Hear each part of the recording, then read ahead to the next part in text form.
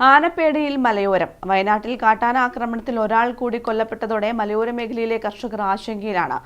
ആറളം, കേളകം, കൊട്ടിയൂർ, കണിച്ചാർ പഞ്ചായത്തുകളിൽ കാട്ടാന ശല്യം പതിവ് കാഴ്ചയാണ്.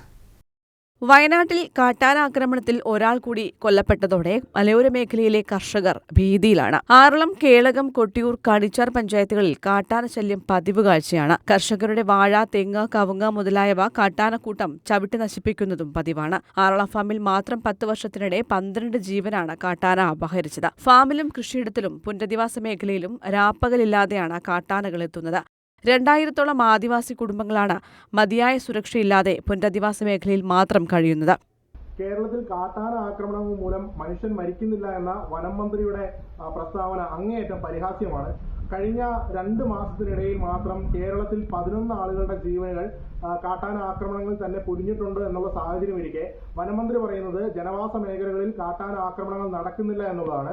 ഇത്തരത്തിൽ മനുഷ്യ ജീവനുകൾ നഷ്ടപ്പെടുമ്പോൾ വനമന്ത്രി നടത്തുന്ന ഈ പരിഹാസ്യമായ നിലപാടിനെതിരെ, അദ്ദേഹത്തിന്റെ ആ ഒരു പ്രസ്താവനയ്ക്കെതിരെ മനഃപൂർവ്വമായ നരഹത്യാ കുറ്റത്തിന് കേസെടുക്കണമെന്നുള്ളതാണ് ഞങ്ങളുടെ ആവശ്യം. അതുപോലെ തന്നെ കഴിഞ്ഞ ഒരു 5 വർഷത്തിനിടയിൽ കേരളത്തിൽ മരിച്ച ആളുകളുടെ എണ്ണം ശരാശരി കണക്കാക്കുകയാണെങ്കിൽ ഒരു മാസം 20-ലധികം ആളുകൾ കാട്ടാന ആക്രമണങ്ങളിൽ കൊല്ലപ്പെടുന്നുണ്ട് എന്നുള്ളതാണ് കണക്ക്.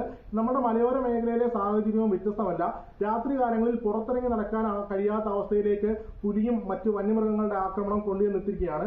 ലോക്സഭയിൽ കഴിഞ്ഞ ദിവസം സമർപ്പിച്ച റിപ്പോർട്ടുകൾ പ്രകാരം കഴിഞ്ഞ 4 വർഷത്തിനിടെ സംസ്ഥാനത്ത് വന്യജീവി ആക്രമണത്തിൽ കൊല്ലപ്പെട്ടത് 90 പേരാണ്. ഒരു വർഷം ശരാശരി 23 മനുഷ്യജീവനുകളാണ് നഷ്ടപ്പെട്ടത്.